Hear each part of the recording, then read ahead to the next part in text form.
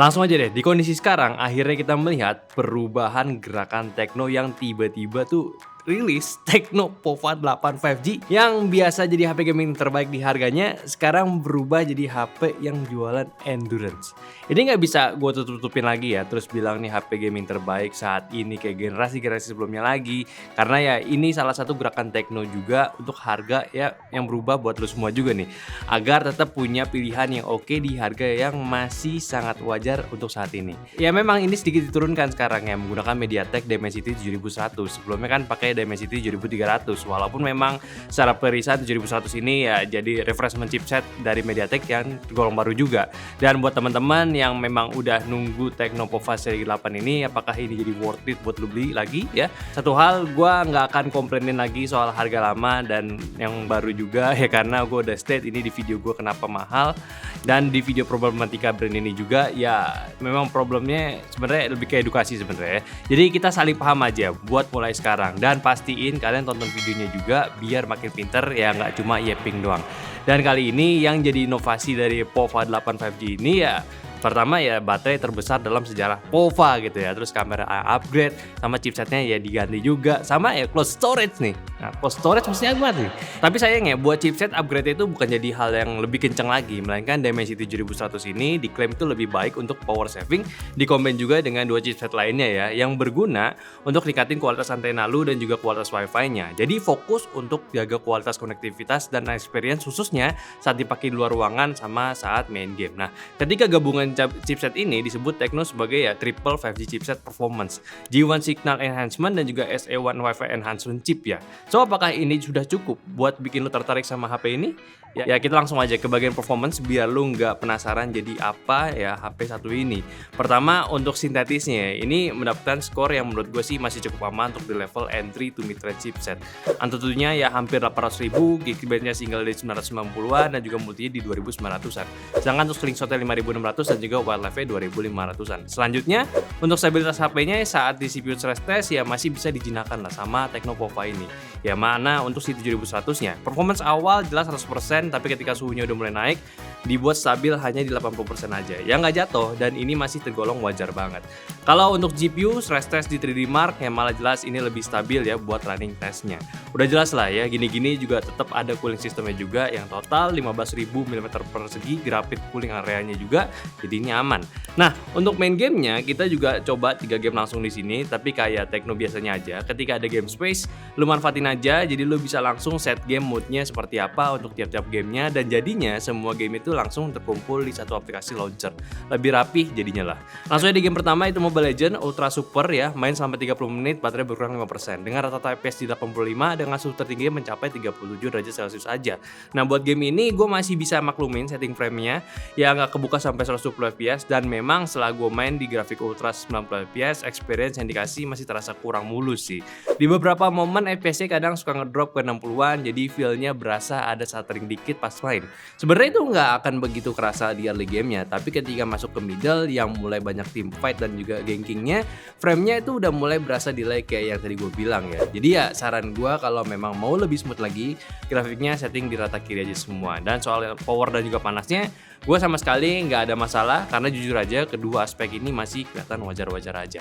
Lalu game kedua itu PUBG Mobile, settingan smooth extreme ya, main selama 30 menit, baterai berkurang 5%, dengan rata-rata FPS di 58 dengan suhu tertingginya mencapai 37 derajat Celcius. Nah buat gameplay sendiri gue udah ngerasa udah lumayan oke lah buat sekedar main cari have fun aja. Responsnya nggak delay, gyronya juga ngebantu banget, cuma kadang pas lagi jalan-jalan nyari musuh suka turun sendiri ke FPS-nya ke 40 ya. Dan kekurangan lagi dia itu ya speakernya mono, yang artinya suara step ataupun tembakan musuh jadi kurang bisa kita tebak arahnya dari mana. Alhasil gue jadi sering ngeliatin map ya buat tahu arah-arah suaranya itu dari mana. Tapi lain dari itu sisanya menurut gue udah cukup oke, kayak suhunya yang adem dan baterainya ya tergolong oke juga. Tapi mengingat kapasitas baterainya yang 8000 mAh, gue rasa optimisasinya masih kurang maksimal. Gue berharap tadinya bisa lah seenggaknya setengah jam itu cuma makan 4% doang, tapi ternyata belum ya. Lagi-lagi mungkin ini efek high frame rate juga dan juga resolusi gamenya kan. Lalu Genshin Impact nih, settingan low 60 fps, main selama 30 menit, baterainya berkurang 7%, dengan rata-rata FPS di 37 dengan suhu tertingginya mencapai di 43 derajat Celcius.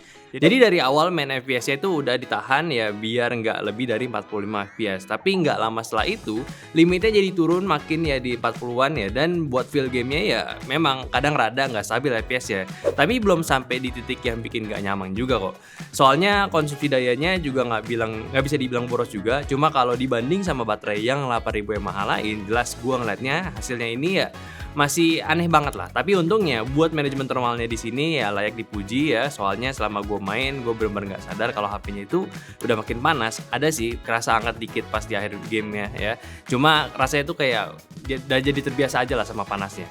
So sebenarnya experience di game HP ini tuh sebenarnya masih wajar, masih playable, masih di areanya. Gak tiba-tiba ngedrop, gak award ketika chipsetnya diturunin ke 7100. Lagi pula memang arsitektur core-nya aja masih sama, cuma proses transistornya aja balik ke 6 nanometer.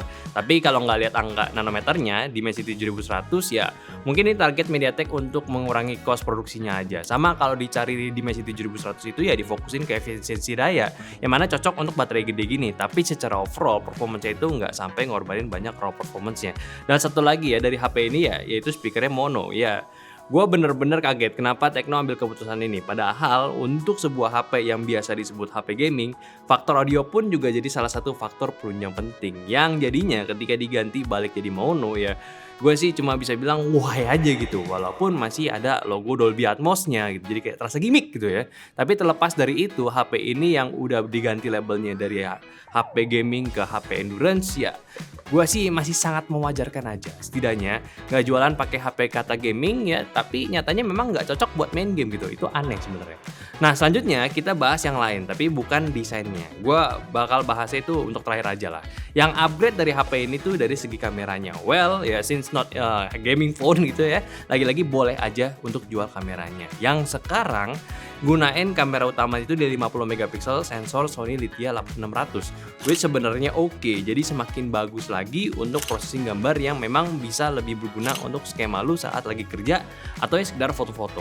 HP lu bisa lebih berguna, bisa ambil gambar lebih bagus lagi, dan memang hasilnya pun nggak jelek. Paling ya agak haus cahaya aja yang jadinya ketika lu di area kurang cahaya dan mau gunain di digital zoom-nya pun itu ya jadinya kurang jernih. Tapi ini permasalahan umum ya foto digital zoom juga. Hanya level flagship aja lah yang bisa kasih processing yang bener-bener mendekati gambar optikalnya. Kalau untuk proses videonya juga ya so-so lah ya. Aman buat lu manfaatin dia di kamera report ya, rekam dokumentasi untuk kerjaan juga bisa. Ya lagi-lagi ini yang diimprove sama Teknonya kali ini. Ya saran gua kalau lu memang masih merasa ya kurang bagian kameranya ya Tekno adalah sama si seri Camon ya yang memang khusus untuk mainan di kameranya cuy. Selanjutnya untuk layar HP ini sih belum banyak perubahan. Ukurannya 6,76 inci Full HD, refresh rate 144 Hz dengan sertifikasi TUV Rainland Low Blue Light ya. Masih IPS juga, belum jadi AMOLED ya. Sayangnya bezelnya pun masih belum simetris, tapi ini udah standar nyaman lah untuk penggunaan HP pada umumnya. Cuma kalau untuk buat main game, untuk lu yang biasa multi touch-nya gila banget, micromanagement tinggi gitu ya, multitouch di HP ini ya cuma sampai 5 jari aja. Ya gua rasa sih ini udah lebih dari cukup, tapi karena standarnya udah bisa di 10 ya gua rasa lu bisa jadiin Tecnotes aja lah untuk bagian yang satu ini. Tapi lagi-lagi menurut gua ini masih di batas spek yang wajar juga lah, nggak sampai bikin heran gitu kenapa POVA jadi gini. Apalagi ditambah OS-nya pun yang sekarang udah semakin menarik ya, bisa jadi salah satu nilai jual juga untuk user-user HP Transcend gitu. Yang memang sebelumnya itu polosan aja, sekarang udah semakin update. Khususnya untuk pembaruan sekarang itu ya udah jelas penambahan fitur-fitur AI biar bisa dirasain nggak cuma HPP mahal doang. Dari Teknonya pun ya ada fitur yang mereka kasih seperti AI All Scenario Noise Cancellation. Jadi ketika lu pakai buat nelpon, rekaman audio, video juga ya suaranya itu bisa minimalisir background noise-nya. Jadi lebih aman lah buat audionya. Terus juga ada AI YouTube Summary ya. Jadi ketika lu copy link YouTube ya dan bukan notes-nya akan ada otomatis ditawarin untuk summary videonya. Ini menarik nih karena udah bisa pakai bahasa Indonesia juga. Jadi lebih mudah buat lu mengerti tanpa harus lu nonton secara full dulu. Terus sama AI Health ya, AI Health Assistant ini juga ya, sudah mulai ada banyak di tiap device. Jadi ya semua data kesehatan lu sekarang bisa di summary tanpa harus bingung lihat data-data yang mungkin lu nggak paham maksudnya itu apa. Sama tentunya AI Gallery pun sekarang jadi ada fitur AI-nya. Lu bisa edit foto pakai AI di sini dan lu explore deh fitur-fitur yang dikasih sama Tekno. So udah cukup menarik lah, walaupun memang penggunaan orang itu pasti nggak sama dan nggak langsung butuhin semua fiturnya. Tapi dengan adanya penambahan fitur AI, ya at least ya HP ini tetap ikut perkembangan zaman dan nggak ketinggalan fitur. Cuma lagi-lagi ya, hal seperti ini kan bisa didebat ya, kok bisa begini, tapi kok jadi gini gitu. Ya itu nanti kita simpulin aja di akhir. Dan yang jadi nilai jual utama HP itu ya ini pula nih, yaitu desainnya. Bentukan HP yang memang selalu melawan batas normal seperti HP-HP lain ya. Tecno selalu bawa fitur unik ke desain HP-nya yang sekarang ini punya tema interstellar design ya. Lagi-lagi desain modern unik gitu ya, dengan aksen-aksen yang kali ini sih semakin bagus daripada pendahulunya. Sekarang semakin simple stylenya dengan bentuk kamera bump yang masih mirip dengan generasi sebelumnya. Ada aksen tulisan 5G NFC di sisi atasnya sama chipset baterai di sebelah logo POVA-nya sendiri ya. Ya nggak norak lah, cocok sama DNA POVA ya. Sama ada Alive Matrix Display yang menjadi spesialnya kali ini. Ada dot LED yang bisa digunakan banyak skenario, mau notifikasi, status HP, atau ya lo atur sendiri juga bisa. Ini keunikan yang berbeda dibanding generasi sebelumnya, walaupun ya memang ada desain awal yang menjadi inspirasi sama HP-nya ini ya. Dimensi HP-nya ini pun juga cukup tebal, tapi memang untuk akomodasi kapasitas baterainya juga ya bahannya masih plastik, polikarbonat juga, namun untuk yang sekarang sudah ada sertifikasi IP rating 64. Tahan debu sama tahan percikan air. Dan yang sempat gue mention tadi, sekarang Tecno kasih free cloud drive storage 256GB selama 3 tahun. Agak unik ya, tapi menarik nih. Biasanya kan cuma 1-3 bulan, ini 3 tahun. Mungkin misi kasih solusi gitu buat nambahin space, bisa simpen data lebih banyak dan lebih tenang juga. Plus buat yang migrasi dari HP lama, ini kepake nih, tinggal aktifin aja dan lumayan banget 256GB 3 tahun gitu ya. Hitung-hitung aja 50.000 per bulan dikali sampai 3 tahun ya itu kerasa juga kan. So at least ini udah semakin baik dan masih ada peningkatannya lah. Jadi Tecno POVA 8 5G ini ya, apakah jadi HP yang worth buat di-consider? Pertama, dengan mereka membranding ini jadi HP yang punya endurance tinggi daripada gaming, HP ini masih bisa jadi list untuk HP yang lu beli. Tapi yang jadi pertanyaan gua, apakah branding ini akan jadi selamanya atau di generasi selanjutnya ketika semuanya kembali normal bisa jadi HP gaming lagi? Yang memang disayangkan ya, POVA itu udah jelas ya, jadi andalannya kaum mending warga ya saat ini untuk buat cari HP gaming di harga semurah-murahnya. Menurut gua, apabila dari harganya memang bukan jadi topik diskusinya lagi, setidaknya branding gamingnya jangan sampai menghilang dan dijadiin untuk varian pro-nya aja nanti. Sayang banget gitu sih menurut gua sama Tecno yang udah ngebangun ini dari lama. Namun apabila memang tidak dikhususkan lebih gaming lagi, gua rasa Tecno harus serius. Deliver HP-nya lagi untuk generasi sebelumnya untuk bisa mengembalikan apa yang udah oke sebelumnya dan di-improve lagi. Soalnya HP ini udah bagus, dari beberapa hal tadi yang udah gue mention, HP ini tuh setidaknya masih sangat reliable lah buat digunakan sekarang. Belum gue mention juga, sekarang udah nggak ada wireless chargingnya juga, tapi fast chargingnya masih tetap di 45 watt. Memang kalau dilihat sama saingannya, ada satu HP yang berat banget buat dijadiin perbandingannya POVA kali ini. Dan gue yakin kalian tau lah HP apa dan serinya apa.